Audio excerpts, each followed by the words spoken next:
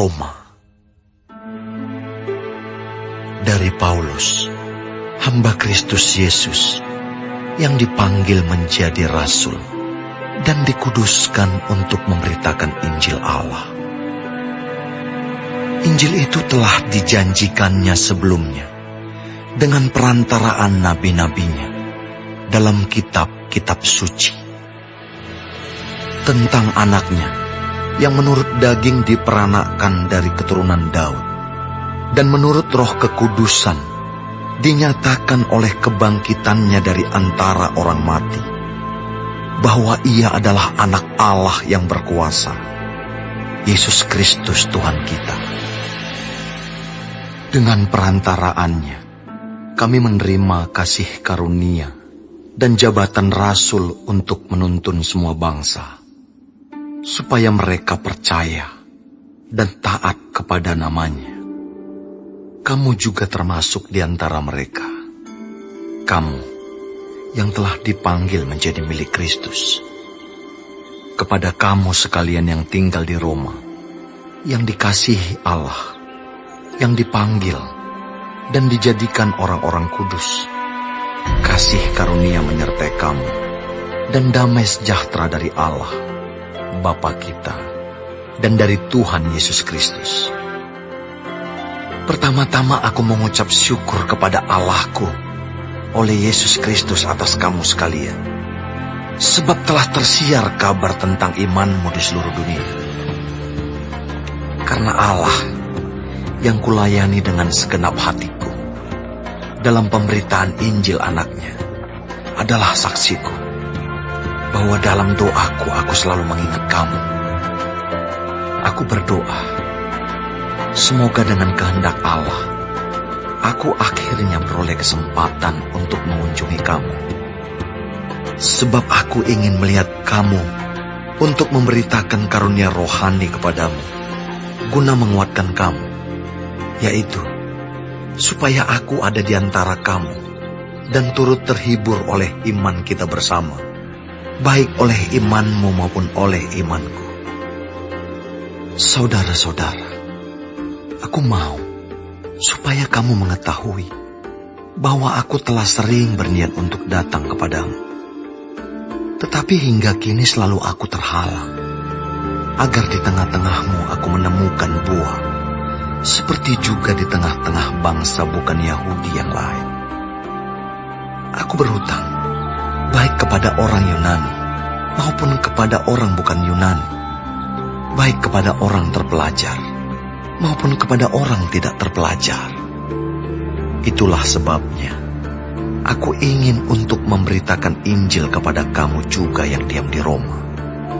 Sebab aku mempunyai keyakinan yang kokoh dalam Injil, karena Injil adalah kekuatan Allah yang menyelamatkan setiap orang yang percaya.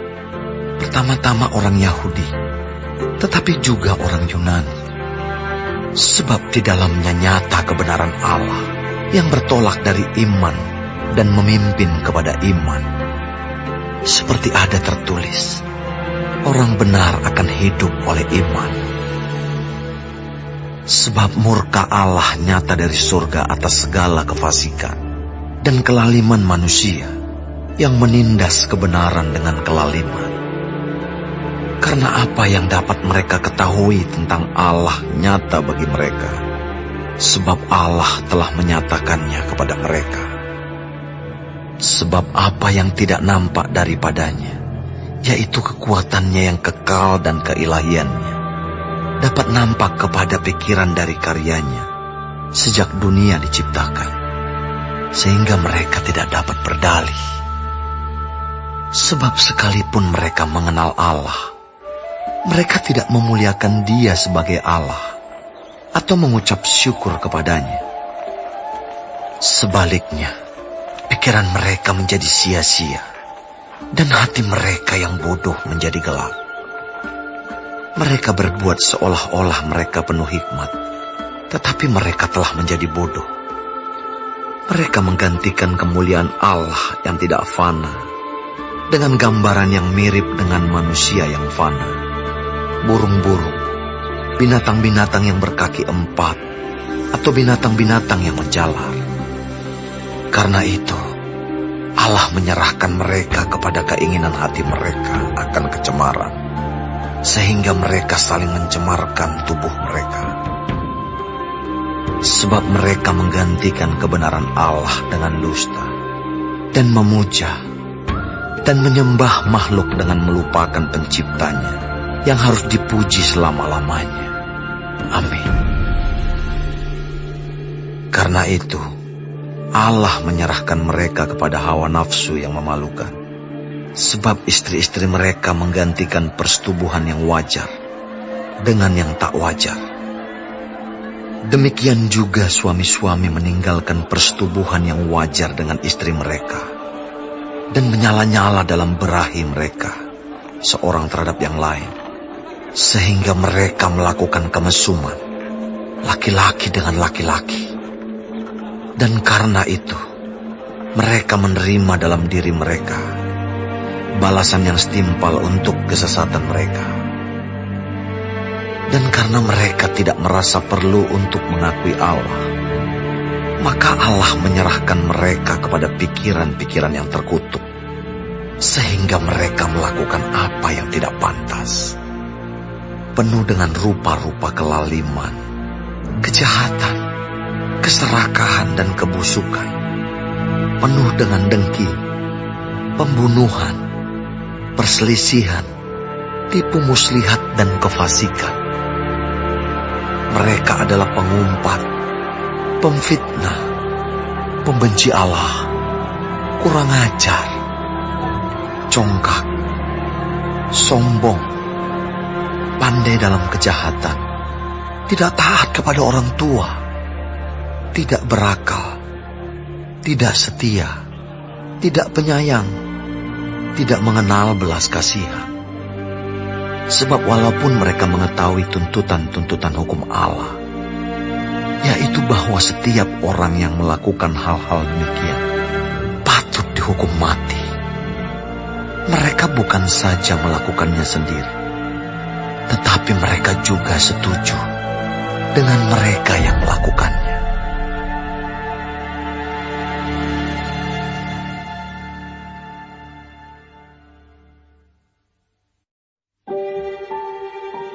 Karena itu, hai manusia, siapapun juga engkau yang menghakimi orang lain, engkau sendiri tidak bebas dari salah.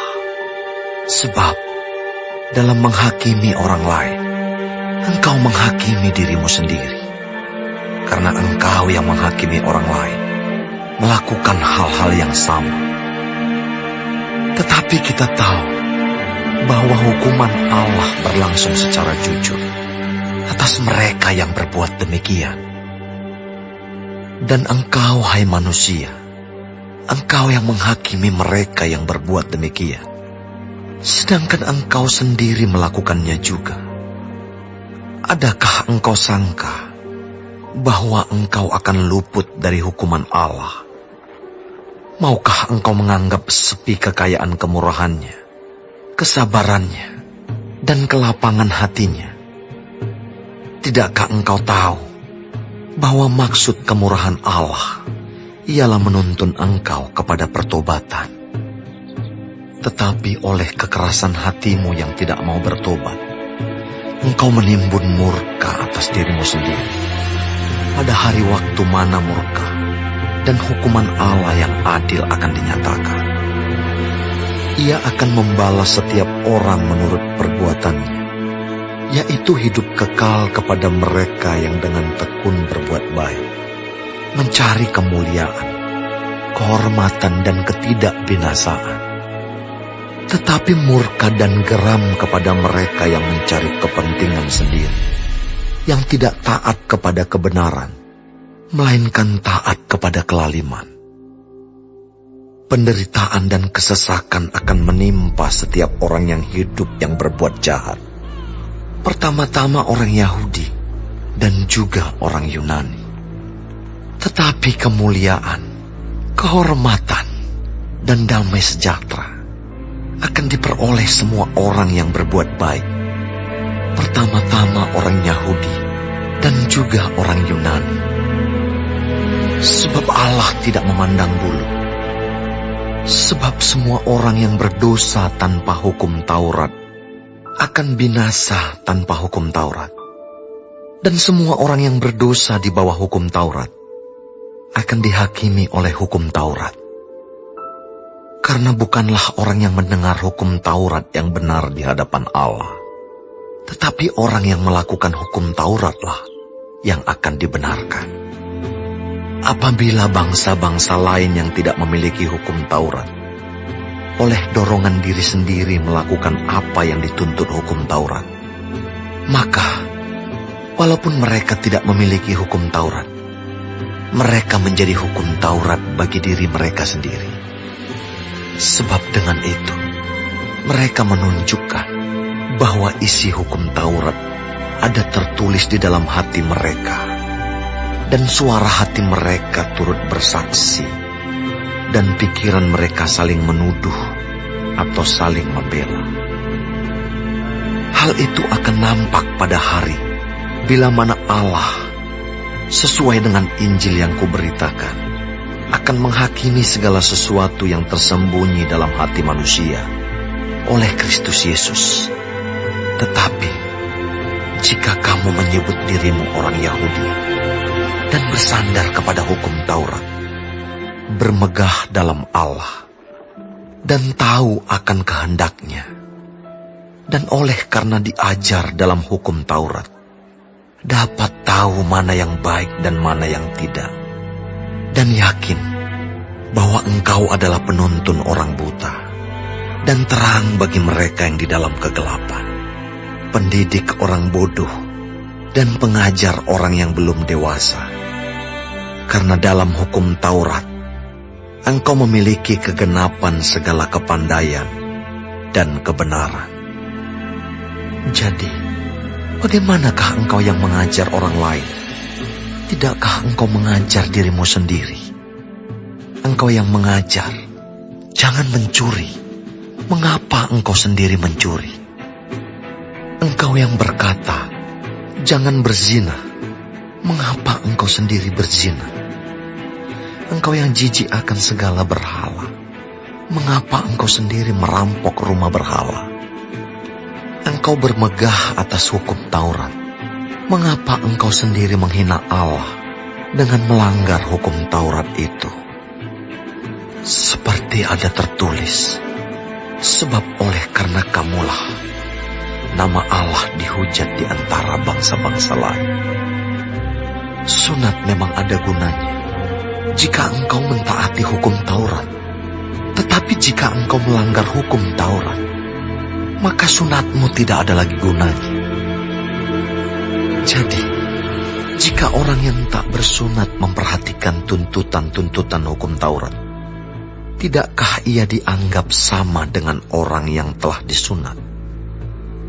Jika demikian, maka orang yang tak bersunat tetapi yang melakukan hukum Taurat akan menghakimi kamu yang mempunyai hukum tertulis dan sunat, tetapi yang melanggar hukum Taurat.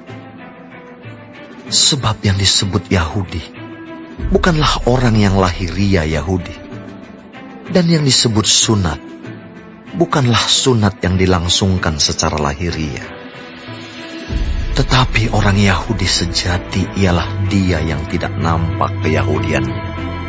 Dan sunat ialah sunat di dalam hati, secara rohani, bukan secara hurufiah. Maka pujian baginya datang bukan dari manusia, melainkan dari Allah.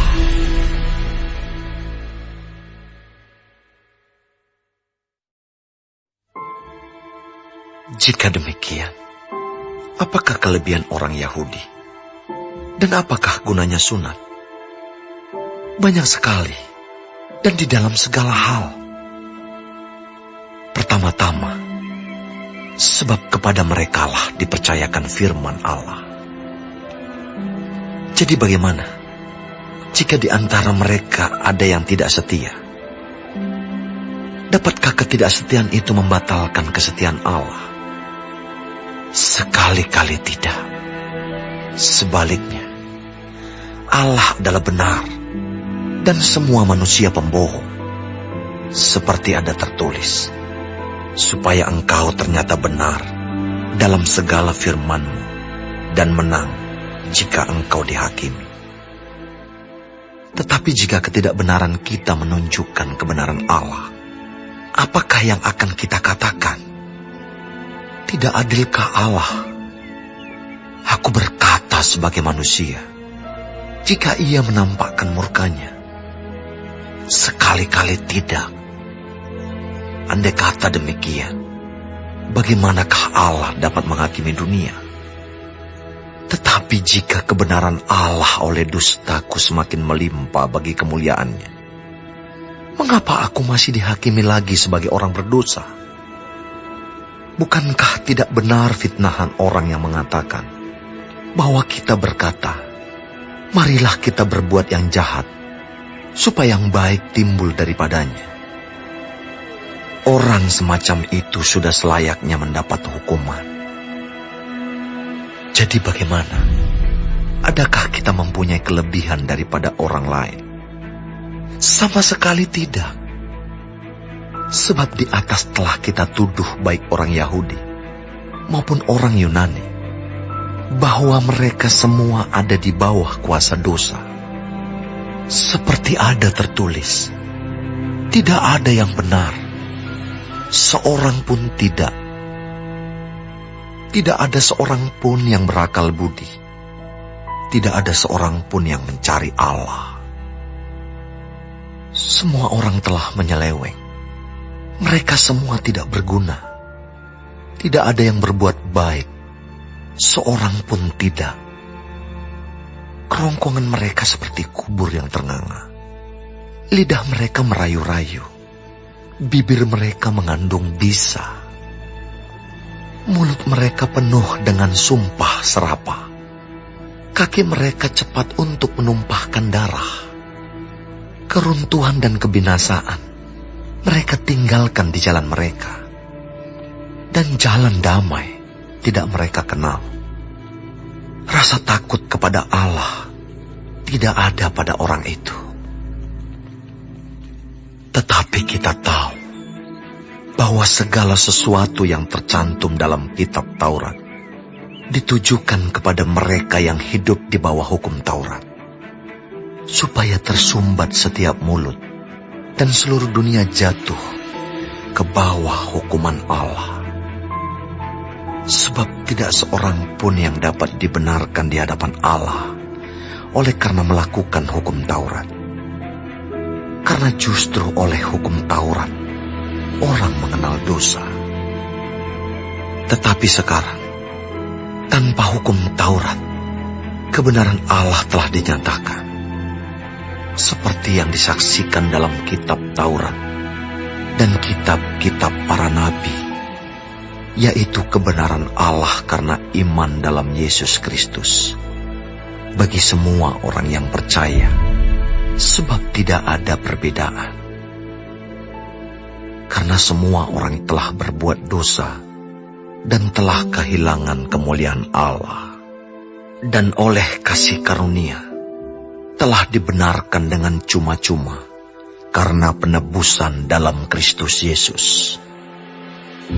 Kristus Yesus telah ditentukan Allah menjadi jalan pendamaian karena iman dalam darah-Nya.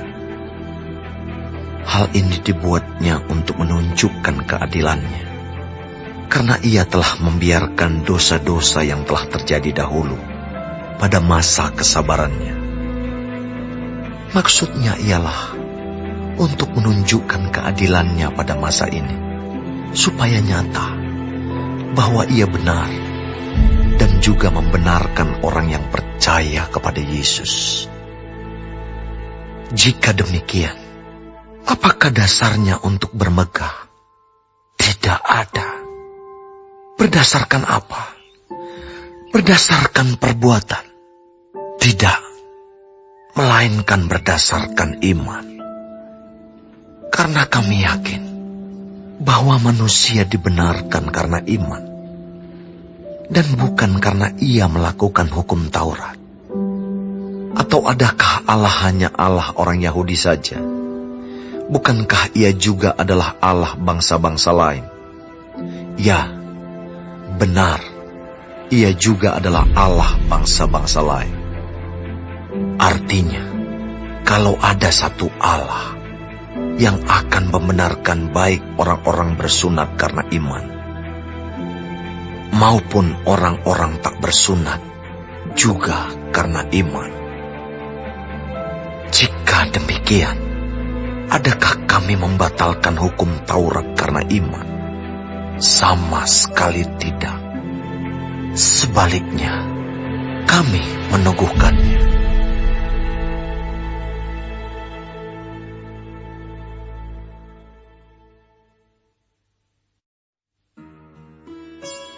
Jadi apakah akan kita katakan tentang Abraham, bapa leluhur jasmani kita?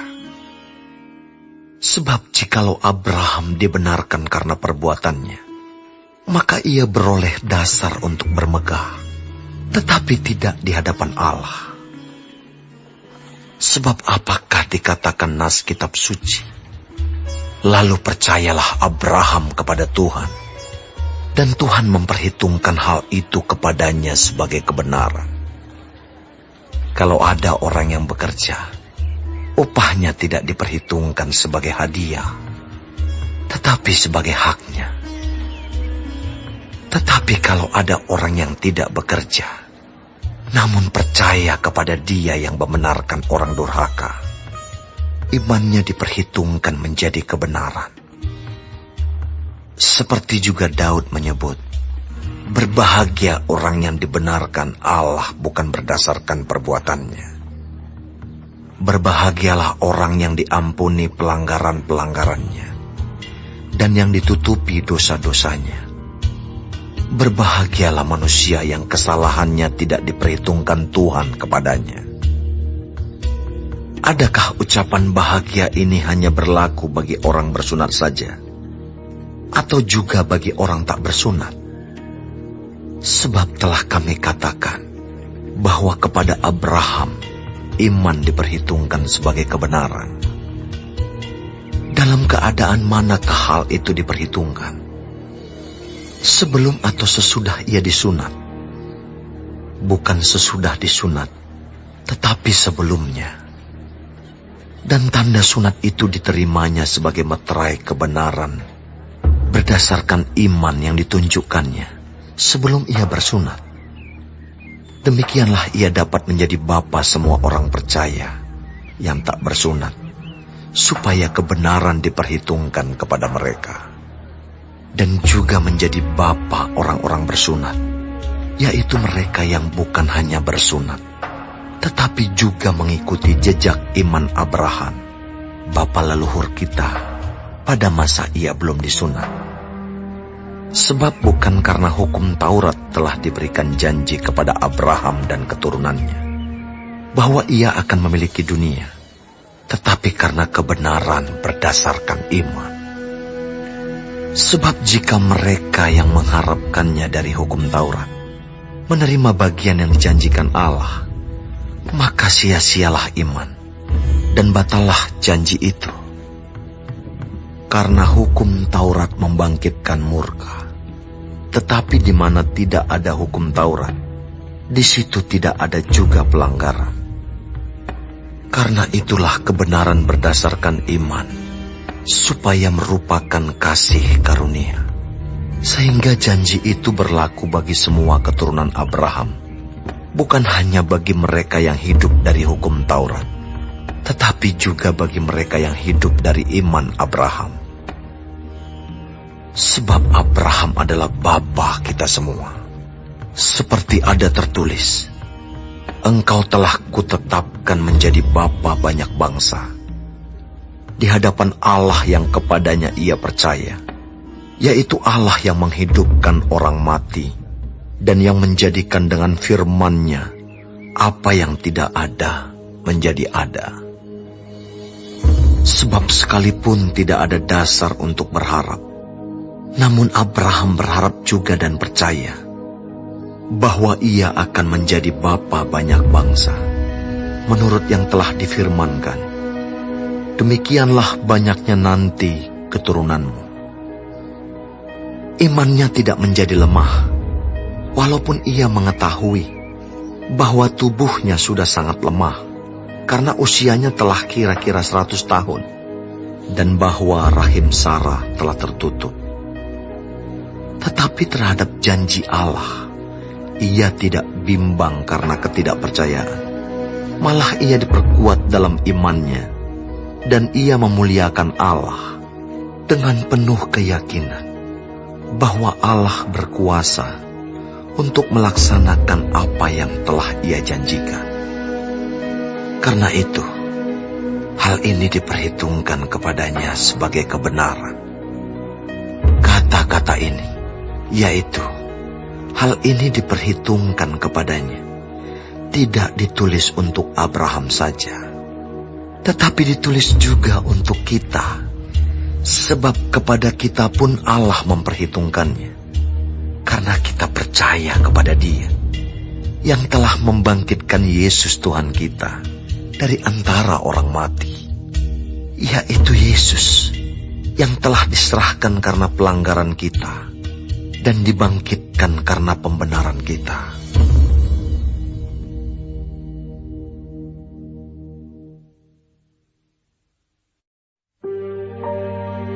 Sebab itu, kita yang dibenarkan karena iman, kita hidup dalam damai sejahtera dengan Allah, oleh karena Tuhan kita Yesus Kristus.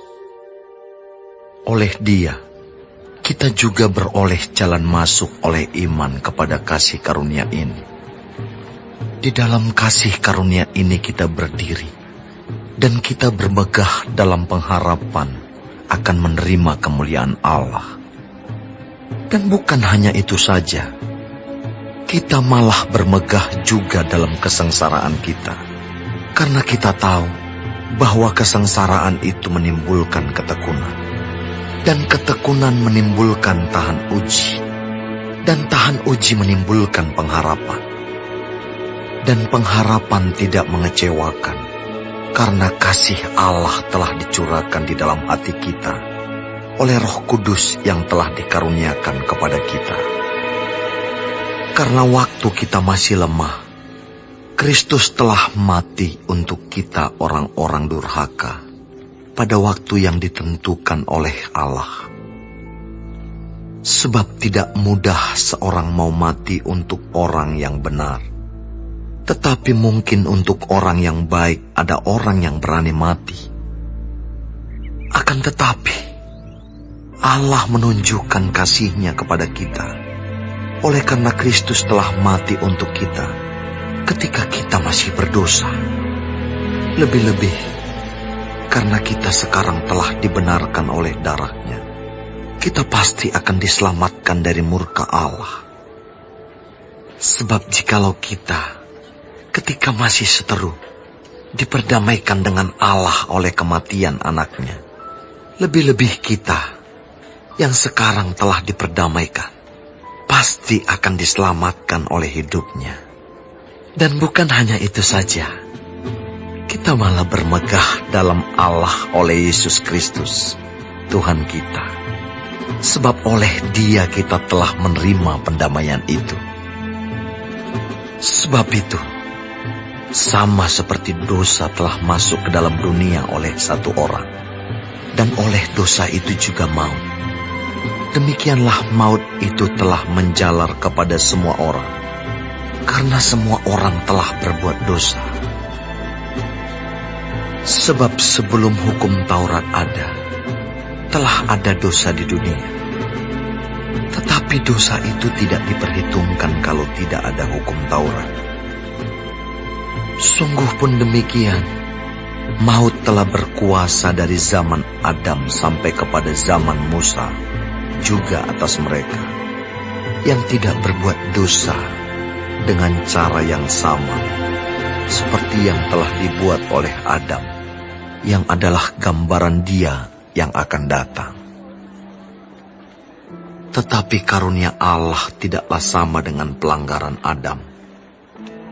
Sebab jika karena pelanggaran satu orang semua orang telah jatuh di dalam kuasa maut, Jauh lebih besar lagi kasih karunia Allah dan karunia-Nya yang dilimpahkannya atas semua orang karena satu orang, yaitu Yesus Kristus. Dan kasih karunia tidak berimbangan dengan dosa satu orang. Sebab penghakiman atas satu pelanggaran itu telah mengakibatkan penghukuman.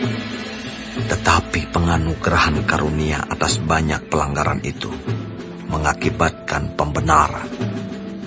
Sebab jika oleh dosa satu orang, maut telah berkuasa oleh satu orang itu, maka lebih benar lagi mereka yang telah menerima kelimpahan kasih karunia dan anugerah kebenaran akan hidup dan berkuasa oleh karena satu orang itu, yaitu Yesus Kristus. Sebab itu, sama seperti oleh satu pelanggaran, semua orang beroleh penghukuman. Demikian pula oleh satu perbuatan kebenaran, semua orang beroleh pembenaran untuk hidup. Jadi sama seperti oleh ketidaktaatan satu orang, semua orang telah menjadi orang berdosa. Demikian pula oleh ketaatan satu orang, semua orang menjadi orang benar. Tetapi hukum Taurat ditambahkan, supaya pelanggaran menjadi semakin banyak. Dan di mana dosa bertambah banyak, di sana kasih karunia menjadi berlimpah-limpah. Supaya sama seperti dosa berkuasa dalam alam maut, demikian kasih karunia akan berkuasa oleh kebenaran untuk hidup yang kekal, oleh Yesus Kristus, Tuhan kita.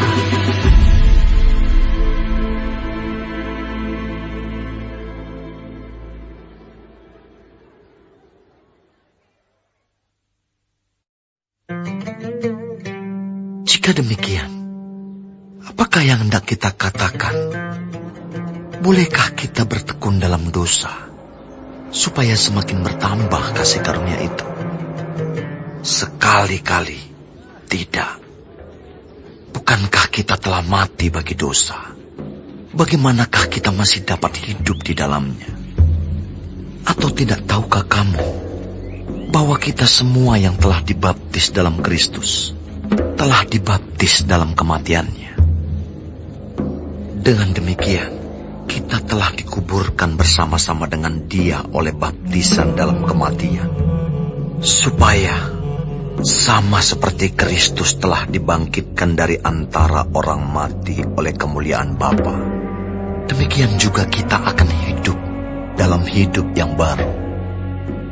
Sebab jika kita telah menjadi satu dengan apa yang sama dengan kematiannya, kita juga akan menjadi satu dengan apa yang sama dengan kebangkitannya.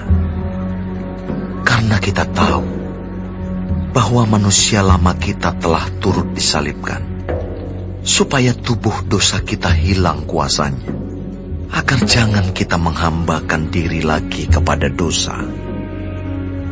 Sebab siapa yang telah mati, ia telah bebas dari dosa.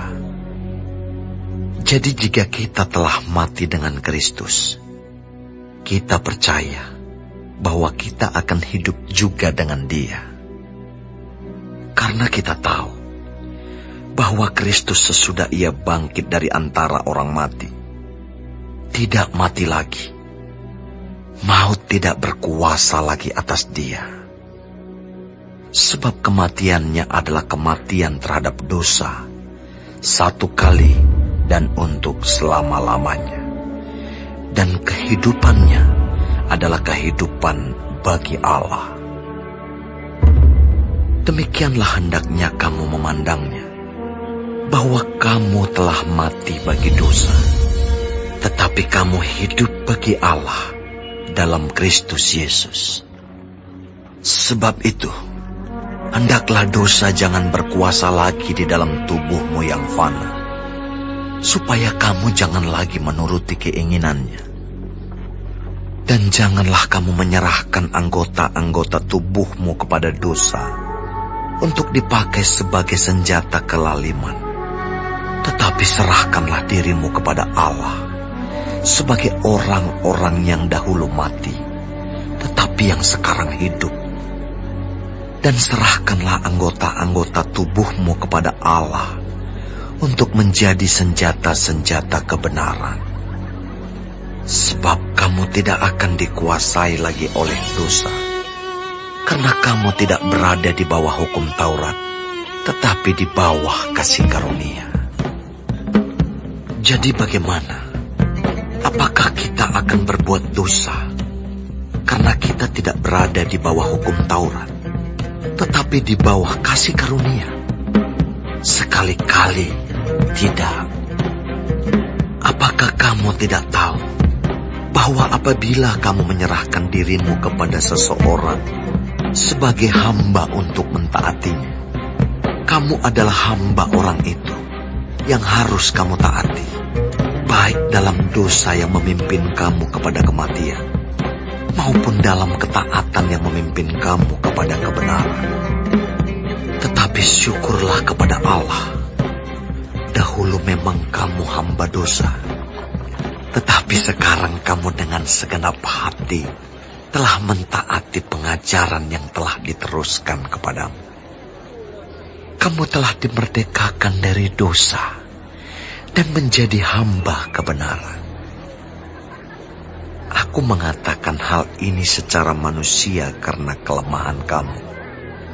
Sebab sama seperti kamu telah menyerahkan anggota-anggota tubuhmu menjadi hamba kecemaran dan kedurhakaan yang membawa kamu kepada kedurhakaan, demikian hal kamu sekarang harus menyerahkan anggota-anggota tubuhmu menjadi hamba kebenaran yang membawa kamu kepada pengudusan. Sebab waktu kamu hamba dosa, kamu bebas dari kebenaran. Dan buah apakah yang kamu petik daripadanya? Semuanya itu menyebabkan kamu merasa malu sekarang. Karena kesudahan semuanya itu ialah kematian. Tetapi sekarang, setelah kamu dimerdekakan dari dosa, dan setelah kamu menjadi hamba Allah, kamu beroleh buah yang membawa kamu kepada pengudusan. Dan sebagai kesudahannya, ialah hidup yang kekal. Sebab upah dosa ialah maut, tetapi karunia Allah ialah hidup yang kekal dalam Kristus Yesus, Tuhan kita.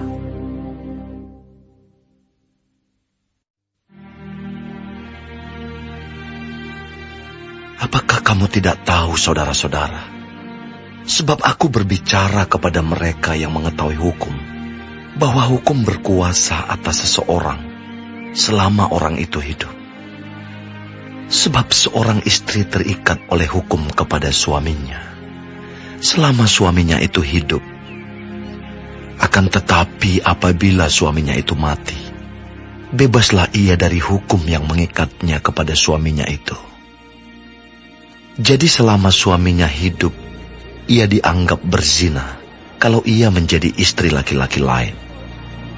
Tetapi jika suaminya telah mati, ia bebas dari hukum, sehingga ia bukanlah berzina kalau ia menjadi istri laki-laki lain.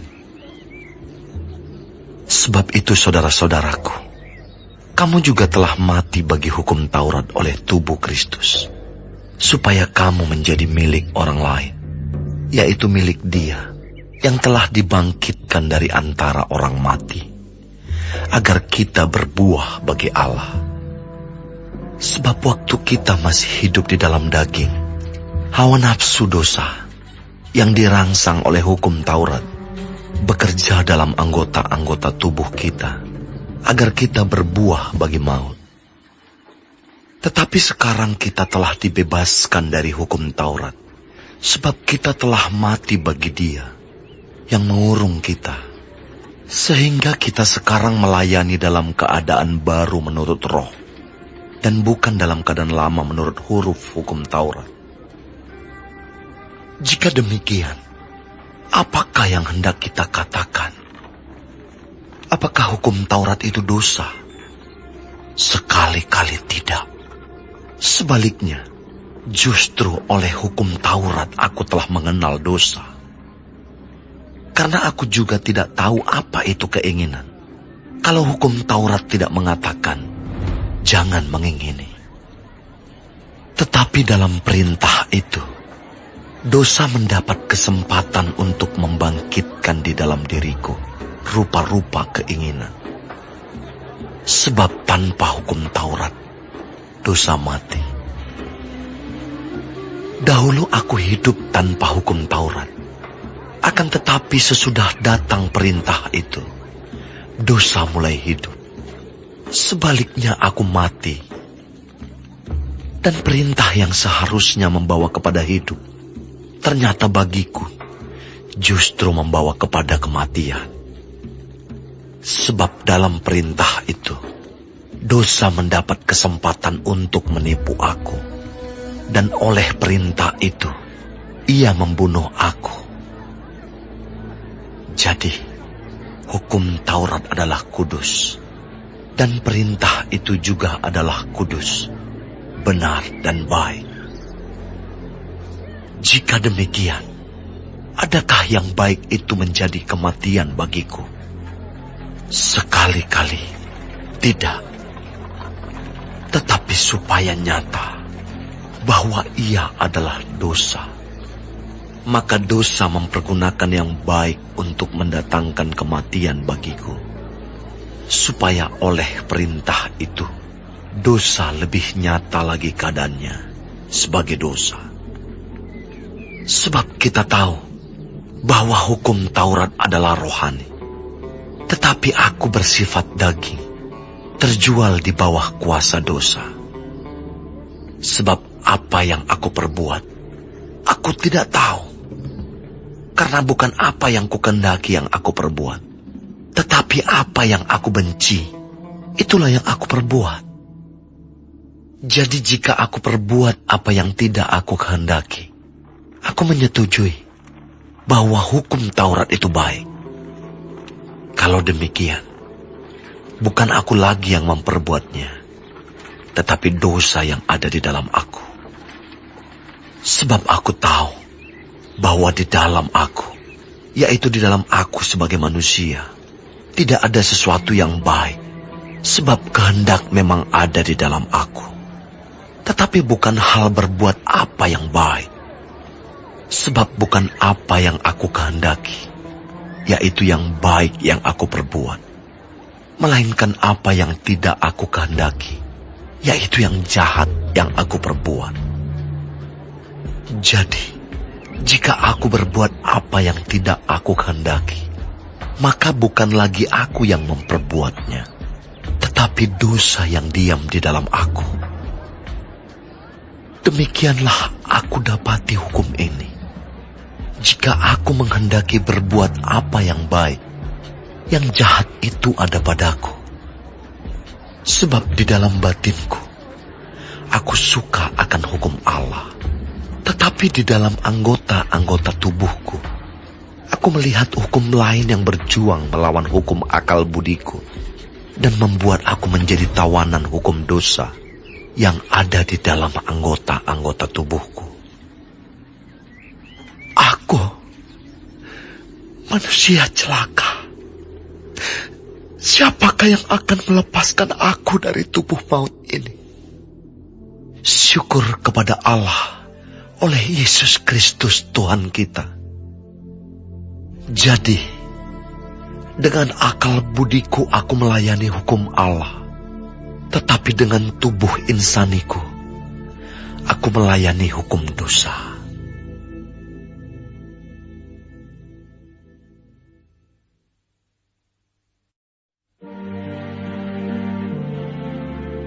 Demikianlah, sekarang tidak ada penghukuman bagi mereka yang ada di dalam Kristus Yesus. Roh yang memberi hidup telah memerdekakan kamu dalam Kristus dari hukum dosa dan hukum maut. Sebab apa yang tidak mungkin dilakukan hukum Taurat, karena tak berdaya oleh daging, telah dilakukan oleh Allah. Dengan jalan mengutus anaknya sendiri dalam daging, yang serupa dengan daging yang dikuasai dosa karena dosa. Ia telah menjatuhkan hukuman atas dosa di dalam daging, supaya tuntutan hukum Taurat digenapi di dalam kita, yang tidak hidup menurut daging, tetapi menurut Roh. Sebab mereka yang hidup menurut daging memikirkan hal-hal yang dari daging. Mereka yang hidup menurut Roh memikirkan hal-hal yang dari Roh. Karena keinginan daging adalah maut, tetapi keinginan Roh adalah hidup dan damai sejahtera. Sebab keinginan daging adalah perseteruan terhadap Allah, karena ia tidak takluk kepada hukum Allah. Hal ini memang tidak mungkin baginya. Mereka yang hidup dalam daging tidak mungkin berkenan kepada Allah. Tetapi kamu tidak hidup dalam daging, melainkan dalam Roh, jika memang Roh Allah diam di dalam kamu. Tetapi jika orang tidak memiliki Roh Kristus, ia bukan milik Kristus. Tetapi jika Kristus ada di dalam kamu, maka tubuh memang mati karena dosa, tetapi roh adalah kehidupan oleh karena kebenaran. Dan jika roh Dia yang telah membangkitkan Yesus dari antara orang mati diam di dalam kamu, maka Ia yang telah membangkitkan Kristus Yesus dari antara orang mati akan menghidupkan juga tubuhmu yang fana itu oleh Roh-Nya yang diam di dalam kamu. Jadi, saudara-saudara, kita adalah orang berhutang, tetapi bukan kepada daging, supaya hidup menurut daging. Sebab, jika kamu hidup menurut daging, kamu akan mati. Tetapi jika oleh roh, kamu mematikan perbuatan-perbuatan tubuhmu, kamu akan hidup. Semua orang yang dipimpin roh Allah adalah anak Allah. Sebab kamu tidak menerima roh perbudakan yang membuat kamu menjadi takut lagi. Tetapi kamu telah menerima roh yang menjadikan kamu anak Allah. Oleh roh itu kita berseru, "Ya Abba, ya Bapa." Roh itu bersaksi bersama-sama dengan roh kita bahwa kita adalah anak-anak Allah. Dan jika kita adalah anak, maka kita juga adalah ahli waris. Maksudnya, orang-orang yang berhak menerima janji-janji Allah, yang akan menerimanya bersama-sama dengan Kristus, yaitu jika kita menderita bersama-sama dengan Dia, supaya kita juga dipermuliakan bersama-sama dengan Dia. Sebab aku yakin bahwa penderitaan zaman sekarang ini tidak dapat dibandingkan dengan kemuliaan yang akan dinyatakan kepada kita. Sebab dengan sangat rindu, seluruh makhluk menantikan saat anak-anak Allah dinyatakan. Karena seluruh makhluk telah ditaklukkan kepada kesia-siaan, bukan oleh kehendaknya sendiri, tetapi oleh kehendak Dia yang telah menaklukkannya. Tetapi dalam pengharapan, karena makhluk itu sendiri juga akan dimerdekakan dari perbudakan kebinasaan dan masuk ke dalam kemerdekaan kemuliaan anak-anak Allah. Sebab kita tahu bahwa sampai sekarang segala makhluk sama-sama mengeluh dan sama-sama merasakan sakit bersalin. Dan bukan hanya mereka saja, tetapi kita yang telah menerima karunia sulung roh, kita juga mengeluh dalam hati kita sambil menantikan pengangkatan sebagai anak, yaitu pembebasan tubuh kita. Sebab kita diselamatkan dalam pengharapan. Tetapi pengharapan yang dilihat bukan pengharapan lagi. Sebab bagaimana orang masih mengharapkan apa yang dilihatnya? Tetapi jika kita mengharapkan apa yang tidak kita lihat, kita menantikannya dengan tekun. Demikian juga Roh membantu kita dalam kelemahan kita. Sebab kita tidak tahu bagaimana sebenarnya harus berdoa. Tetapi Roh sendiri berdoa untuk kita kepada Allah dengan keluhan-keluhan yang tidak terucapkan. Dan Allah yang menyelidiki hati nurani mengetahui maksud Roh itu, yaitu bahwa Ia sesuai dengan kehendak Allah berdoa untuk orang-orang kudus. Kita tahu sekarang bahwa Allah turut bekerja dalam segala sesuatu untuk mendatangkan kebaikan bagi mereka yang mengasihi Dia, yaitu bagi mereka yang terpanggil sesuai dengan rencana Allah. Sebab semua orang yang dipilihnya dari semula, mereka juga ditentukannya dari semula untuk menjadi serupa dengan gambaran anaknya, supaya Ia, anaknya itu, menjadi yang sulung di antara banyak saudara. Dan mereka yang ditentukannya dari semula, mereka itu juga dipanggilnya.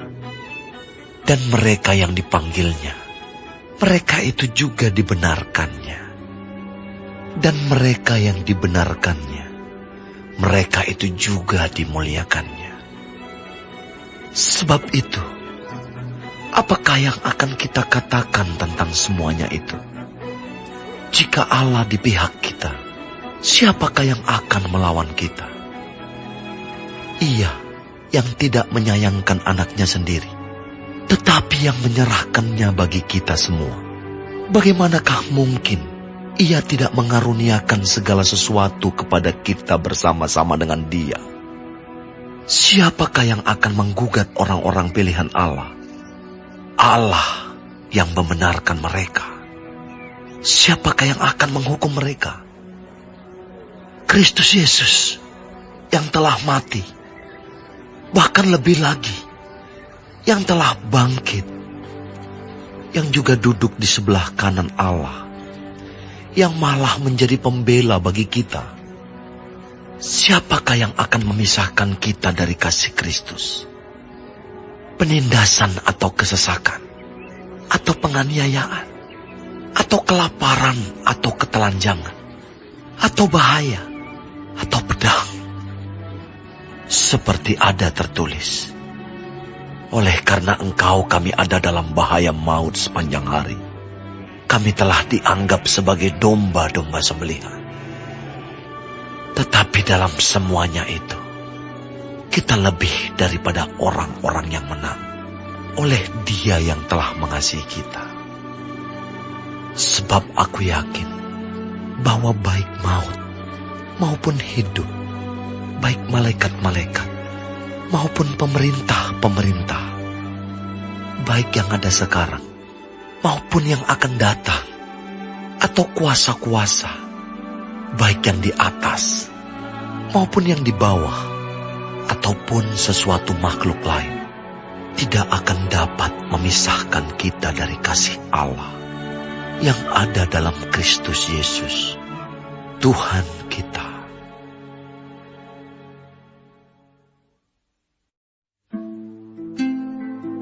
Aku mengatakan kebenaran dalam Kristus. Aku tidak berdusta. Suara hatiku turut bersaksi dalam Roh Kudus bahwa aku sangat berduka cita dan selalu bersedih hati. Bahkan, aku mau terkutuk dan terpisah dari Kristus demi saudara-saudaraku, kaum sebangsaku secara jasmani. Sebab mereka adalah orang Israel. Mereka telah diangkat menjadi anak. Dan mereka telah menerima kemuliaan dan perjanjian-perjanjian dan hukum Taurat dan ibadah dan janji-janji. Mereka adalah keturunan bapa-bapa leluhur yang menurunkan Mesias dalam keadaannya sebagai manusia, yang ada di atas segala sesuatu. Ia adalah Allah yang harus dipuji sampai selama-lamanya. Amin. Akan tetapi firman Allah tidak mungkin gagal. Sebab tidak semua orang yang berasal dari Israel adalah orang Israel. Dan juga tidak semua yang terhitung keturunan Abraham adalah anak Abraham. Tetapi yang berasal dari Ishak yang akan disebut keturunanmu. Artinya, bukan anak-anak menurut daging adalah anak-anak Allah, tetapi anak-anak perjanjian yang disebut keturunan yang benar. Sebab firman ini mengandung janji. Pada waktu seperti inilah aku akan datang, dan Sarah akan mempunyai seorang anak laki-laki. Tetapi bukan hanya itu saja. Lebih terang lagi ialah Ribka yang mengandung dari satu orang, yaitu dari Ishak, bapa leluhur kita. Sebab waktu anak-anak itu belum dilahirkan, dan belum melakukan yang baik atau yang jahat, supaya rencana Allah tentang pemilihannya diteguhkan, bukan berdasarkan perbuatan, tetapi berdasarkan panggilannya. Dikatakan kepada Ribka, anak yang tua akan menjadi hamba anak yang muda. Seperti ada tertulis, aku mengasihi Yakub, tetapi membenci Esau. Jika demikian, apakah yang hendak kita katakan? Apakah Allah tidak adil? Mustahil. Sebab ia berfirman kepada Musa, aku akan menaruh belas kasihan. Kepada siapa aku mau menaruh belas kasihan? Dan aku akan bermurah hati. Kepada siapa aku mau bermurah hati? Jadi hal itu tidak tergantung pada kehendak orang atau usaha orang, tetapi kepada kemurahan hati Allah. Sebab kitab suci berkata kepada Firaun, itulah sebabnya aku membangkitkan engkau, yaitu supaya aku memperlihatkan kuasaku di dalam engkau, dan supaya namaku dimasyurkan di seluruh bumi. Jadi, ia menaruh belas kasihan kepada siapa yang dikehendakinya, dan ia mendegarkan hati siapa yang dikehendakinya. Sekarang, kamu akan berkata kepadaku, jika demikian, apalagi yang masih disalahkannya? Sebab siapa yang menentang kehendaknya? Siapakah kamu, hai manusia, maka kamu membantah Allah? Dapatkah yang dibentuk berkata kepada yang membentuknya, mengapakah engkau membentuk aku demikian? Apakah tukang periuk tidak mempunyai hak atas tanah liatnya, untuk membuat dari gumpal yang sama suatu benda, untuk dipakai guna tujuan yang mulia, dan suatu benda lain untuk dipakai guna tujuan yang biasa? Jadi, kalau untuk menunjukkan murkanya dan menyatakan kuasanya, Allah menaruh kesabaran yang besar terhadap benda-benda kemurkaannya, yang telah disiapkan untuk kebinasaan. Justru, untuk menyatakan kekayaan kemuliaannya, atas benda-benda belas kasihannya, yang telah dipersiapkannya untuk kemuliaan, yaitu kita, yang telah dipanggilnya, bukan hanya dari antara orang Yahudi, tetapi juga dari antara bangsa-bangsa lain. Seperti yang difirmankannya juga dalam kitab Nabi Hosea, yang bukan umatku akan kusebut umatku, dan yang bukan kekasih, kekasih. Dan di tempat di mana akan dikatakan kepada mereka, kamu ini bukanlah umatku, di sana akan dikatakan kepada mereka, anak-anak Allah yang hidup. Dan Yesaya berseru tentang Israel, sekalipun jumlah anak Israel seperti pasir di laut, namun hanya sisanya akan diselamatkan. Sebab apa yang telah difirmankannya akan dilakukan Tuhan di atas bumi, sempurna dan segera. Dan seperti yang dikatakan Yesaya sebelumnya, seandainya Tuhan semesta alam tidak meninggalkan pada kita keturunan, kita sudah menjadi seperti Sodom dan sama seperti Gomora. Jika demikian, apakah yang hendak kita katakan? Ini, bahwa bangsa-bangsa lain yang tidak mengejar kebenaran telah beroleh kebenaran, yaitu kebenaran karena iman. Tetapi, bahwa Israel sungguh pun mengejar hukum yang akan mendatangkan kebenaran, tidaklah sampai kepada hukum itu. Mengapa tidak? Karena Israel mengejarnya bukan karena iman, tetapi karena perbuatan. Mereka tersandung pada batu sandungan. Seperti ada tertulis, sesungguhnya aku meletakkan di Sion sebuah batu sentuhan dan sebuah batu sandungan, dan siapa yang percaya kepadanya tidak akan dipermalukan.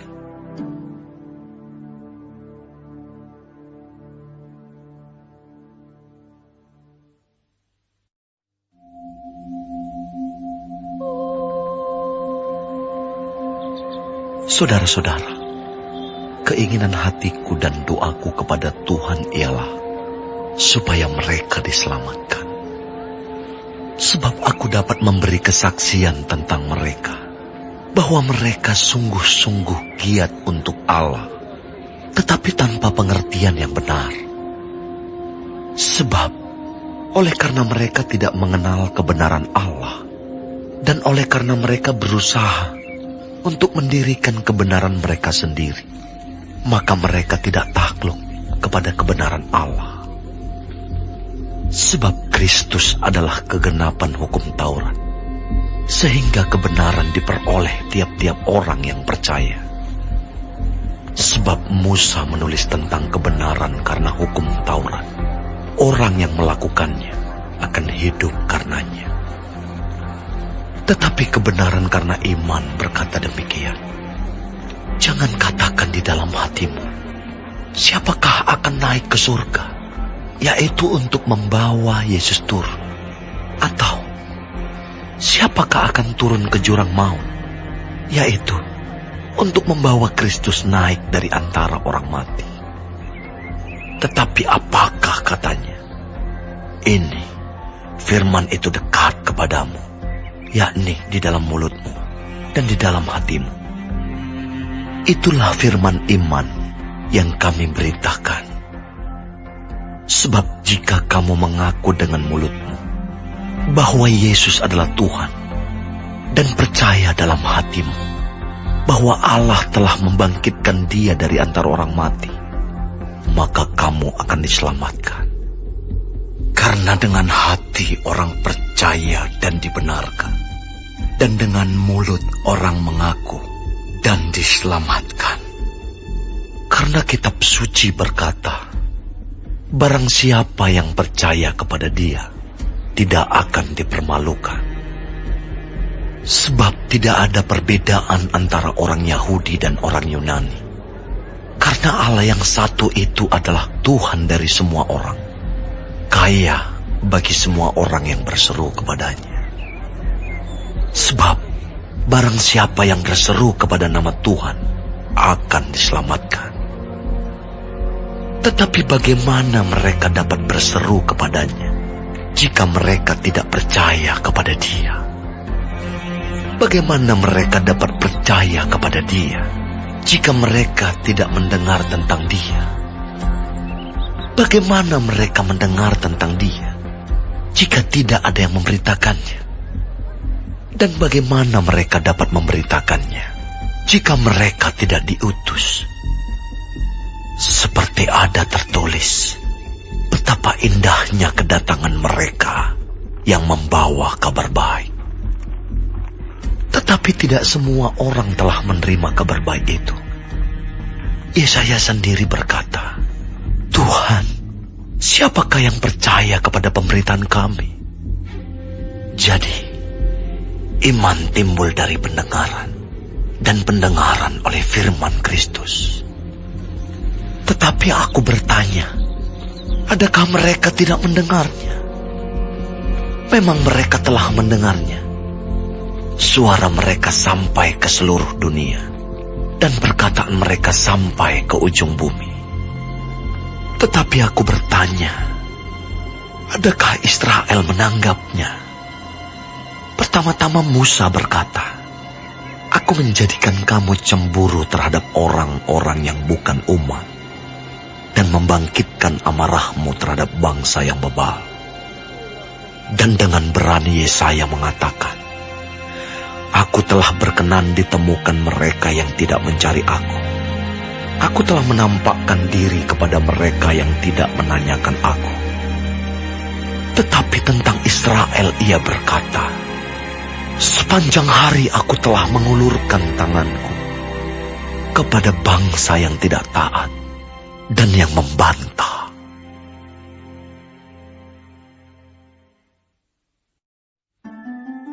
Maka aku bertanya, adakah Allah mungkin telah menolak umatnya? Sekali-kali tidak. Karena aku sendiri pun orang Israel, dari keturunan Abraham, dari suku Benyamin. Allah tidak menolak umatnya yang dipilihnya.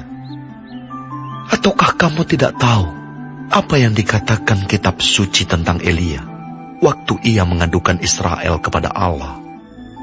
Tuhan, nabi-nabimu telah mereka bunuh, mesbah-mesbahmu telah mereka runtuhkan. Hanya aku seorang dirilah yang masih hidup, dan mereka ingin mencabut nyawaku.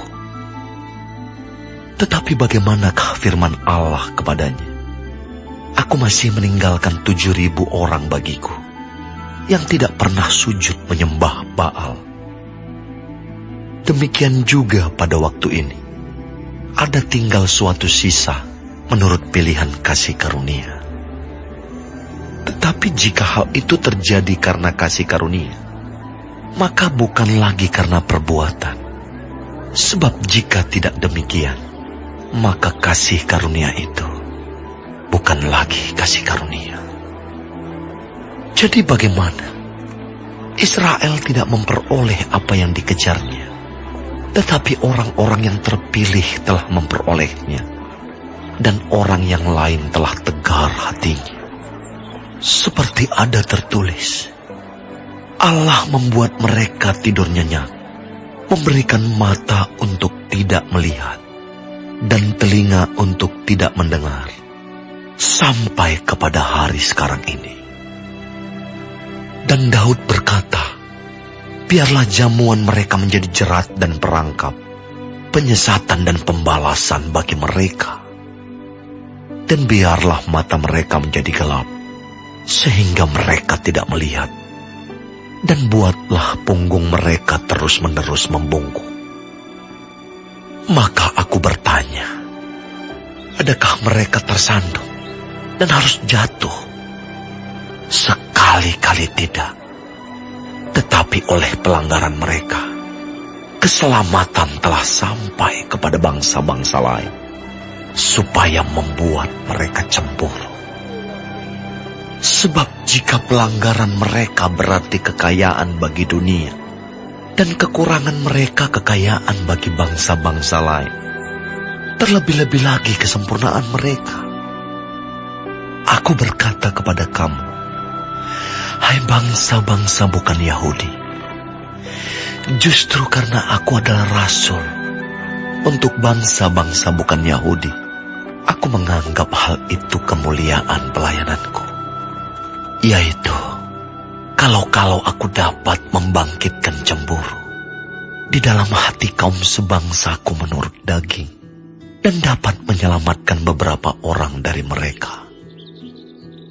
Sebab jika penolakan mereka berarti perdamaian bagi dunia, dapatkah penerimaan mereka mempunyai arti lain daripada hidup dari antara orang mati?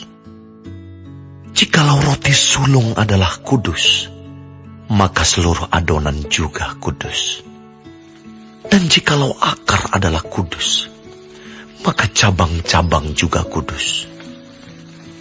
Karena itu, apabila beberapa cabang telah dipatahkan, dan kamu sebagai tunas liar telah dicangkokkan di antaranya, dan turut mendapat bagian dalam akar pohon zaitun yang penuh getah, janganlah kamu bermegah terhadap cabang-cabang itu.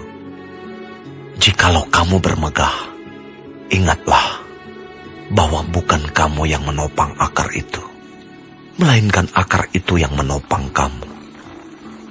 Mungkin kamu akan berkata, ada cabang-cabang yang dipatahkan, supaya aku dicangkokkan di antaranya sebagai tunas. Baiklah, mereka dipatahkan karena ketidakpercayaan mereka, dan kamu tegak tercacak karena iman. Janganlah kamu sombong, tetapi takutlah. Sebab kalau Allah tidak menyayangkan cabang-cabang asli, Ia juga tidak akan menyayangkan kamu. Sebab itu, perhatikanlah kemurahan Allah dan juga kekerasannya, yaitu kekerasan atas orang-orang yang telah jatuh, tetapi atas kamu kemurahannya, yaitu jika kamu tetap dalam kemurahannya. Jika tidak, kamu pun akan dipotong juga. Tetapi mereka pun akan dicangkokkan kembali, jika mereka tidak tetap dalam ketidakpercayaan mereka. Sebab Allah berkuasa untuk mencangkokkan mereka kembali. Sebab jika kamu telah dipotong sebagai cabang dari pohon zaitun liar, dan bertentangan dengan keadaanmu itu, kamu telah dicangkokkan pada pohon zaitun sejati. Terlebih lagi mereka ini, yang menurut asal mereka akan dicangkokkan pada pohon zaitun mereka sendiri. Sebab, saudara-saudara, supaya kamu jangan menganggap dirimu pandai, aku mau agar kamu mengetahui rahasia ini. Sebagian dari Israel telah menjadi tegar sampai jumlah yang penuh dari bangsa-bangsa lain telah masuk. Dengan jalan demikian, seluruh Israel akan diselamatkan. Seperti ada tertulis, dari Sion akan datang penebus. Ia akan menyingkirkan segala kefasikan daripada Yakub. Dan inilah perjanjianku dengan mereka, apabila aku menghapuskan dosa mereka. Mengenai Injil, mereka adalah seteru Allah oleh karena kamu. Tetapi mengenai pilihan, mereka adalah kekasih Allah oleh karena nenek moyang. Sebab Allah tidak menyesali kasih karunia dan panggilannya. Sebab sama seperti kamu, dahulu tidak taat kepada Allah, tetapi sekarang beroleh kemurahan oleh ketidaktaatan mereka. Demikian juga mereka sekarang tidak taat, supaya oleh kemurahan yang telah kamu peroleh, mereka juga akan beroleh kemurahan. Sebab Allah telah mengurung semua orang dalam ketidaktaatan, supaya Ia dapat menunjukkan kemurahannya atas mereka semua. Oh, alangkah dalamnya kekayaan, hikmat, dan pengetahuan Allah. Sungguh tak terselidiki keputusan-keputusannya, dan sungguh tak terselami jalan-jalannya. Sebab, siapakah yang mengetahui pikiran Tuhan? Atau siapakah yang pernah menjadi penasihatnya? Atau siapakah yang pernah memberikan sesuatu kepadanya, sehingga ia harus menggantikannya? Sebab segala sesuatu adalah dari Dia, dan oleh Dia, dan kepada Dia. Bagi Dialah kemuliaan sampai selama-lamanya.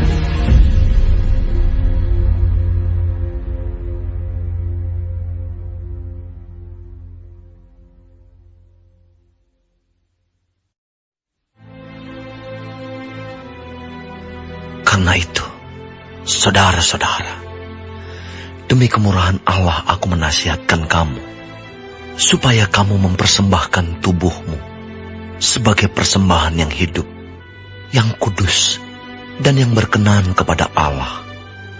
Itu adalah ibadahmu yang sejati. Janganlah kamu menjadi serupa dengan dunia ini, tetapi berubahlah oleh pembaruan budimu, sehingga kamu dapat membedakan manakah kehendak Allah, apa yang baik, yang berkenan kepada Allah, dan yang sempurna. Berdasarkan kasih karunia yang dianugerahkan kepadaku, aku berkata kepada setiap orang di antara kamu, janganlah kamu memikirkan hal-hal yang lebih tinggi daripada yang patut kamu pikirkan. Tetapi hendaklah kamu berpikir begitu rupa, sehingga kamu menguasai diri menurut ukuran iman yang dikaruniakan Allah kepada kamu masing-masing. Sebab sama seperti pada satu tubuh, kita mempunyai banyak anggota, tetapi tidak semua anggota itu mempunyai tugas yang sama. Demikian juga kita, walaupun banyak, adalah satu tubuh di dalam Kristus. Tetapi kita masing-masing adalah anggota yang seorang terhadap yang lain. Demikianlah kita mempunyai karunia yang berlain-lainan, menurut kasih karunia yang dianugerahkan kepada kita. Jika karunia itu adalah bernubuat, baiklah kita melakukannya sesuai dengan iman kita. Jika karunia untuk melayani, baiklah kita melayani. Jika karunia untuk mengajar, baiklah kita mengajar. Jika karunia untuk menasihati, baiklah kita menasihati. Siapa yang membagi-bagikan sesuatu, hendaklah ia melakukannya dengan hati yang ikhlas. Siapa yang memberi pimpinan, hendaklah ia melakukannya dengan rajin. Siapa yang menunjukkan kemurahan, hendaklah ia melakukannya dengan sukacita. Hendaklah kasih itu jangan pura-pura. Jauhilah yang jahat, dan lakukanlah yang baik. Hendaklah kamu saling mengasihi sebagai saudara, dan saling mendahului dalam memberi hormat. Janganlah hendaknya kerajinanmu kendor. Biarlah rohmu menyala-nyala, dan layanilah Tuhan. Bersukacitalah dalam pengharapan, sabarlah dalam kesesakan, dan bertekunlah dalam doa. Bantulah dalam kekurangan orang-orang kudus, dan usahakanlah dirimu untuk selalu memberikan tumpangan. Berkatilah siapa yang menganiaya kamu. Berkatilah dan jangan mengutuk. Bersukacitalah dengan orang yang bersukacita, dan menangislah dengan orang yang menangis. Hendaklah kamu sehati sepikir dalam hidupmu bersama. Janganlah kamu memikirkan perkara-perkara yang tinggi, tetapi arahkanlah dirimu kepada perkara-perkara yang sederhana. Janganlah menganggap dirimu pandai. Janganlah membalas kejahatan dengan kejahatan. Lakukanlah apa yang baik bagi semua orang, sedapat-dapatnya. Kalau hal itu bergantung padamu, hiduplah dalam perdamaian dengan semua orang. Saudara-saudaraku yang kekasih, janganlah kamu sendiri menuntut pembalasan, tetapi berilah tempat kepada murka Allah. Sebab ada tertulis, pembalasan itu adalah hakku. Akulah yang akan menuntut pembalasan, firman Tuhan. Tetapi jika seterumu lapar, berilah dia makan. Jika ia haus, berilah dia minum. Dengan berbuat demikian, kamu menumpukan bara api di atas kepalanya. Janganlah kamu kalah terhadap kejahatan, tetapi kalahkanlah kejahatan dengan kebaikan.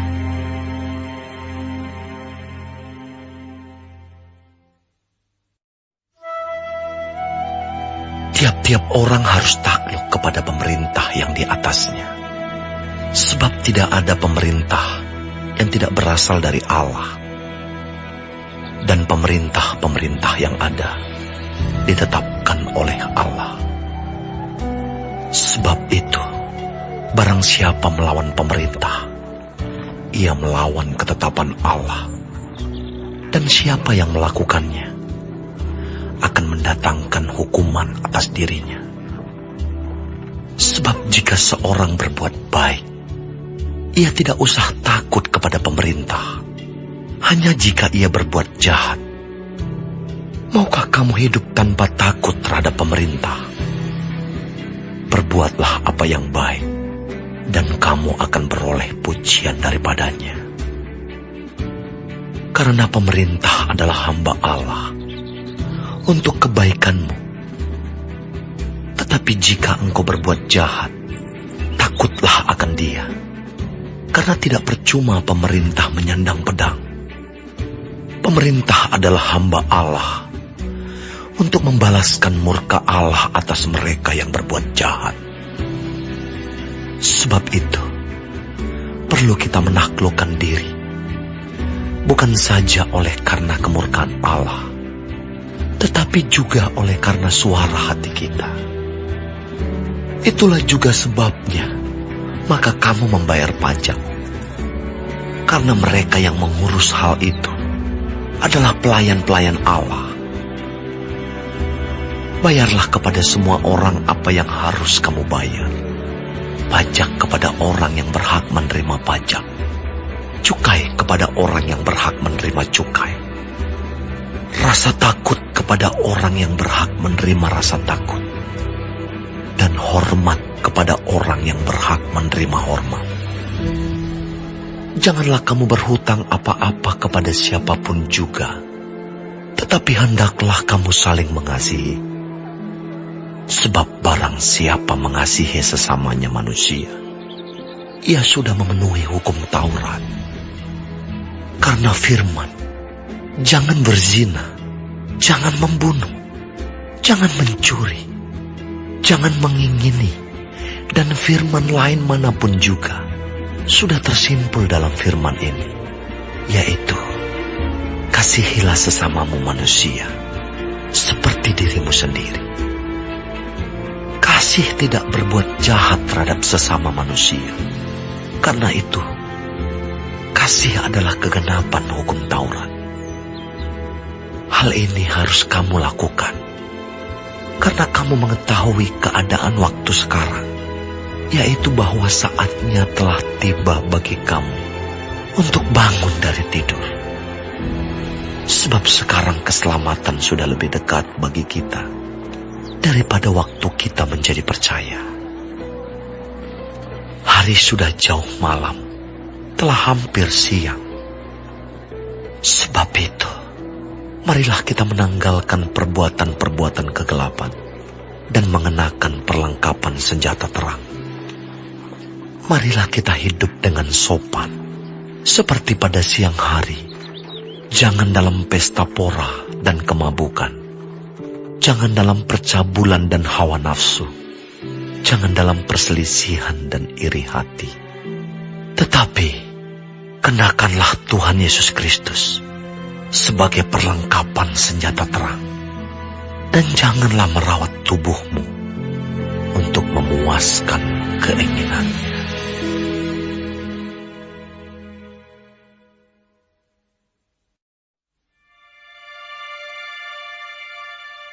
Terimalah orang yang lemah imannya, tanpa mempercakapkan pendapatnya. Yang seorang yakin bahwa ia boleh makan segala jenis makanan, tetapi orang yang lemah imannya hanya makan sayur-sayuran saja. Siapa yang makan, janganlah menghina orang yang tidak makan. Dan siapa yang tidak makan, janganlah menghakimi orang yang makan. Sebab Allah telah menerima orang itu. Siapakah kamu, sehingga kamu menghakimi hamba orang lain? Entahkah ia berdiri, entahkah ia jatuh, itu adalah urusan tuannya sendiri. Tetapi ia akan tetap berdiri, karena karena Tuhan berkuasa menjaga dia terus berdiri. Yang seorang menganggap hari yang satu lebih penting daripada hari yang lain, tetapi yang lain menganggap semua hari sama saja.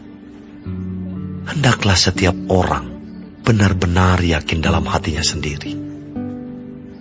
Siapa yang berpegang pada suatu hari yang tertentu, ia melakukannya untuk Tuhan.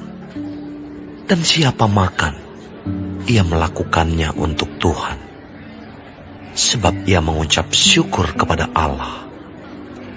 Dan siapa tidak makan, ia melakukannya untuk Tuhan, dan ia juga mengucap syukur kepada Allah. Sebab tidak ada seorang pun di antara kita yang hidup untuk dirinya sendiri, dan tidak ada seorang pun yang mati untuk dirinya sendiri. Sebab jika kita hidup untuk Tuhan, dan jika kita mati untuk Tuhan. Jadi baik hidup atau mati, kita adalah milik Tuhan. Sebab untuk itulah Kristus telah mati dan hidup kembali, supaya ia menjadi Tuhan, baik atas orang-orang mati maupun atas orang-orang hidup. Tetapi engkau, mengapakah engkau menghakimi saudaramu? Atau mengapakah engkau menghina saudaramu? Sebab kita semua harus menghadap tahta pengadilan Allah. Karena ada tertulis, demi aku hidup, demikianlah firman Tuhan, semua orang akan bertekuk lutut di hadapanku, dan semua orang akan memuliakan Allah.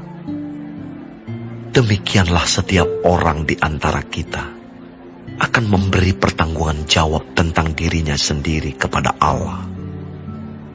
Karena itu, janganlah kita saling menghakimi lagi. Tetapi lebih baik kamu menganut pandangan ini. Jangan kita membuat saudara kita jatuh atau tersandung. Aku tahu dan yakin dalam Tuhan Yesus bahwa tidak ada sesuatu yang najis dari dirinya sendiri. Hanya bagi orang yang beranggapan bahwa sesuatu adalah najis, bagi orang itulah sesuatu itu najis. Sebab jika engkau menyakiti hati saudaramu oleh karena sesuatu yang engkau makan, maka engkau tidak hidup lagi menurut tuntutan kasih. Janganlah engkau membinasakan saudaramu oleh karena makananmu, karena Kristus telah mati untuk dia. Apa yang baik yang kamu miliki, janganlah kamu biarkan difitnah. Sebab kerajaan Allah bukanlah soal makanan dan minuman, tetapi soal kebenaran, damai sejahtera, dan sukacita oleh Roh Kudus. Karena barang siapa melayani Kristus dengan cara ini, ia berkenan pada Allah dan dihormati oleh manusia. Sebab itu, marilah kita mengejar apa yang mendatangkan damai sejahtera dan yang berguna untuk saling membangun. Janganlah engkau merusakkan pekerjaan Allah oleh karena makanan. Segala sesuatu adalah suci, tetapi celakalah orang jika oleh makanannya orang lain tersandung. Baiklah engkau jangan makan daging atau minum anggur, atau sesuatu yang menjadi batu sandungan untuk saudaramu. Berpeganglah pada keyakinan yang engkau miliki itu, bagi dirimu sendiri di hadapan Allah. Berbahagialah dia yang tidak menghukum dirinya sendiri dalam apa yang dianggapnya baik untuk dilakukan. Tetapi barang siapa yang bimbang kalau ia makan, ia telah dihukum, karena ia tidak melakukannya berdasarkan iman. Dan segala sesuatu yang tidak berdasarkan iman adalah dosa.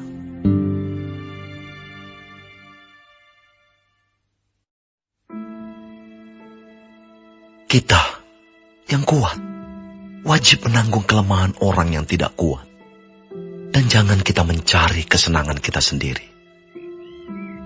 Setiap orang di antara kita harus mencari kesenangan sesama kita demi kebaikannya untuk membangunnya. Karena Kristus juga tidak mencari kesenangannya sendiri. Tetapi seperti ada tertulis, kata-kata cercaan mereka yang mencerca engkau telah mengenai aku. Sebab segala sesuatu yang ditulis dahulu telah ditulis untuk menjadi pelajaran bagi kita, supaya kita teguh berpegang pada pengharapan oleh ketekunan dan penghiburan dari kitab suci.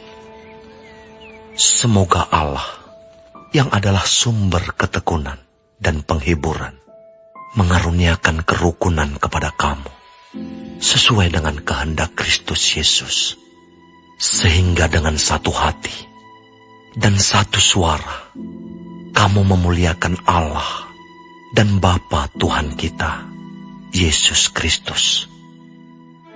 Sebab itu, terimalah satu akan yang lain, sama seperti Kristus juga telah menerima kita untuk kemuliaan Allah. Yang aku maksudkan ialah bahwa oleh karena kebenaran Allah, Kristus telah menjadi pelayan orang-orang bersunat untuk mengokohkan janji yang telah diberikannya kepada nenek moyang kita, dan untuk memungkinkan bangsa-bangsa supaya mereka memuliakan Allah karena rahmat-Nya. Seperti ada tertulis, sebab itu aku akan memuliakan engkau di antara bangsa-bangsa dan menyanyikan mazmur bagi namamu. Dan selanjutnya, bersukacitalah, hai bangsa-bangsa, dengan umat-Nya. Dan lagi, pujilah Tuhan, hai kamu semua bangsa-bangsa, dan biarlah segala suku bangsa memuji Dia. Dan selanjutnya kata Yesaya, Taruk dari pangkal Isai akan terbit, dan Ia akan bangkit untuk memerintah bangsa-bangsa. Dan kepadanya lah bangsa-bangsa akan menaruh harapan. Semoga Allah, sumber pengharapan, memenuhi kamu dengan segala sukacita dan damai sejahtera dalam iman kamu, supaya oleh kekuatan Roh Kudus kamu berlimpah-limpah dalam pengharapan. Saudara-saudaraku, aku sendiri memang yakin tentang kamu, bahwa kamu juga telah penuh dengan kebaikan dan dengan segala pengetahuan, dan sanggup untuk saling menasihati.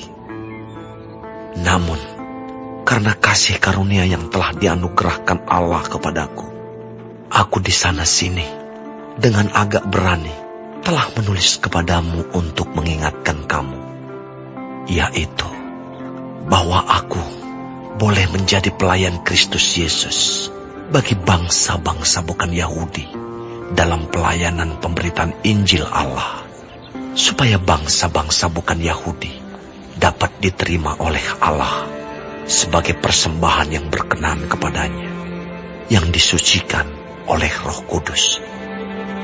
Jadi dalam Kristus, aku boleh bermegah tentang pelayananku bagi Allah. Sebab aku tidak akan berani berkata-kata tentang sesuatu yang lain, kecuali tentang apa yang telah dikerjakan Kristus olehku, yaitu untuk memimpin bangsa-bangsa lain kepada ketaatan oleh perkataan dan perbuatan, oleh kuasa tanda-tanda dan mujizat-mujizat, dan oleh kuasa Roh. Demikianlah dalam perjalanan keliling dari Yerusalem sampai ke Illyricum, aku telah memberitakan sepenuhnya Injil Kristus. Dan dalam pemberitaan itu, aku menganggap sebagai kehormatanku bahwa aku tidak melakukan di tempat-tempat di mana nama Kristus telah dikenal orang, supaya aku jangan membangun di atas dasar yang telah diletakkan orang lain, tetapi sesuai dengan yang ada tertulis, mereka yang belum pernah menerima tentang Dia akan melihat Dia, dan mereka yang tidak pernah mendengarnya akan mengertinya. Itulah sebabnya aku selalu terhalang untuk mengunjungi kamu. Tetapi sekarang, karena aku tidak lagi mempunyai tempat kerja di daerah ini, dan karena aku telah beberapa tahun lamanya ingin mengunjungi kamu, aku harap dalam perjalananku ke Spanyol, aku dapat singgah di tempatmu dan bertemu dengan kamu, sehingga kamu dapat mengantarkan aku ke sana setelah aku seketika menikmati pertemuan dengan kamu. Tetapi sekarang aku sedang dalam perjalanan ke Yerusalem untuk mengantarkan bantuan kepada orang-orang kudus. Sebab Makedonia dan Akaya telah mengambil keputusan untuk menyumbangkan sesuatu kepada orang-orang miskin di antara orang-orang kudus di Yerusalem. Keputusan itu memang telah mereka ambil, tetapi itu adalah kewajiban mereka. Sebab jika bangsa-bangsa lain telah beroleh bagian dalam harta rohani orang Yahudi, maka wajiblah juga bangsa-bangsa lain itu melayani orang Yahudi dengan harta duniawi mereka. Apabila aku sudah menunaikan tugas itu dan sudah menyerahkan hasil usaha bangsa-bangsa lain itu kepada mereka, aku akan berangkat ke Spanyol melalui kota kamu. Dan aku tahu bahwa jika aku datang mengunjungi kamu, aku akan melakukannya dengan penuh berkat Kristus. Tetapi demi Kristus, Tuhan kita, dan demi kasih Roh, aku menasihatkan kamu, saudara-saudara, untuk bergumul bersama-sama dengan aku dalam doa kepada Allah untuk aku, supaya aku terpelihara dari orang-orang yang tidak taat di Yudea, dan supaya pelayananku untuk Yerusalem disambut dengan baik oleh orang-orang kudus di sana, agar aku yang dengan sukacita datang kepadamu oleh kehendak Allah, beroleh kesegaran bersama-sama dengan kamu. Allah, sumber damai sejahtera, menyertai kamu sekalian. Amin.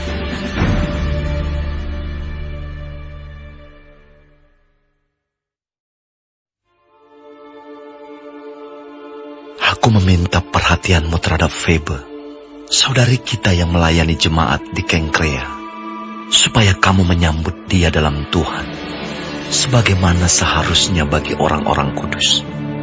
Dan berikanlah kepadanya bantuan bila diperlukannya, sebab ia sendiri telah memberikan bantuan kepada banyak orang, juga kepadaku sendiri. Sampaikan salam kepada Priscilla dan Aquila, teman-teman sekerjaku dalam Kristus Yesus. Mereka telah mempertaruhkan nyawanya untuk hidupku.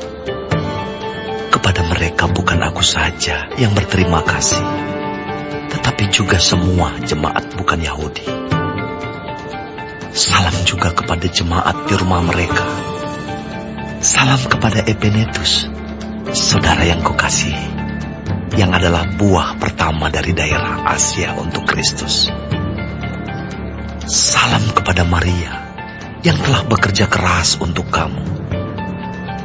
Salam kepada Andronikus dan Yunias, saudara-saudaraku sebangsa, yang pernah dipenjarakan bersama-sama dengan aku, yaitu orang-orang yang terpandang di antara para rasul, dan yang telah menjadi Kristen sebelum aku. Salam kepada Ampliatus, yang kukasihi dalam Tuhan.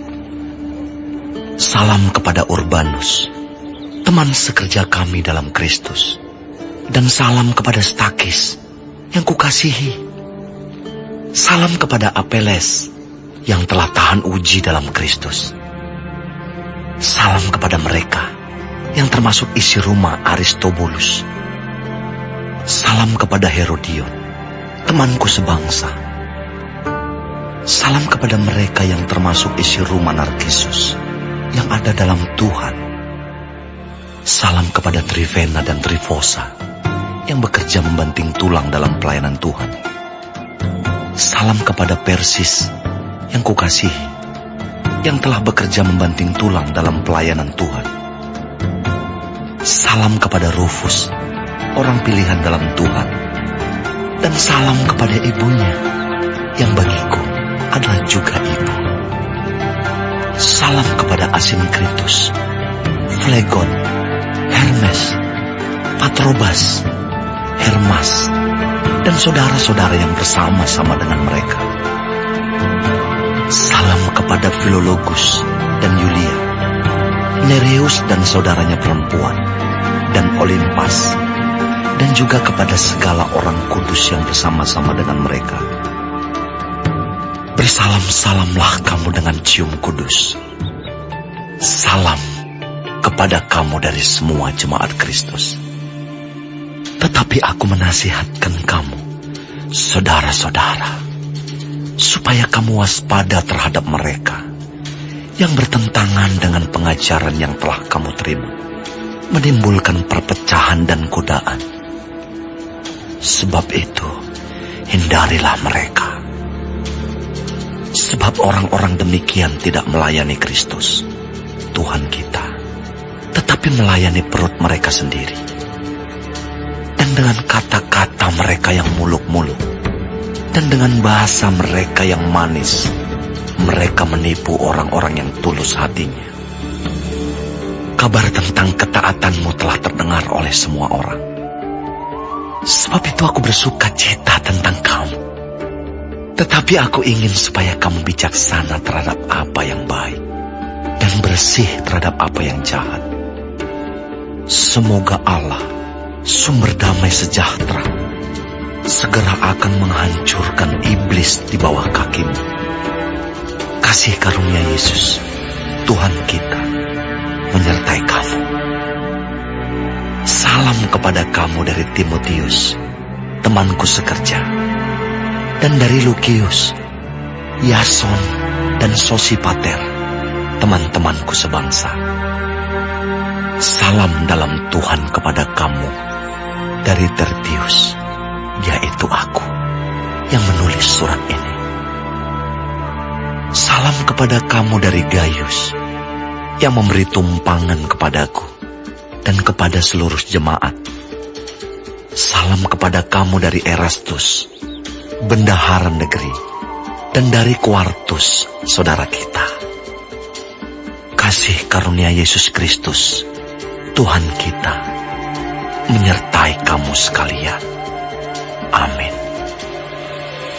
Bagi Dia yang berkuasa menguatkan kamu, menurut Injil yang kumasyurkan dan pemberitaan tentang Yesus Kristus, sesuai dengan pernyataan rahasia yang didiamkan berabad-abad lamanya, tetapi yang sekarang telah dinyatakan, dan yang menurut perintah Allah yang abadi telah diberitakan oleh kitab-kitab para nabi kepada segala bangsa, untuk membimbing mereka kepada ketaatan iman. Bagi Dia, satu-satunya Allah yang penuh hikmat, oleh Yesus Kristus,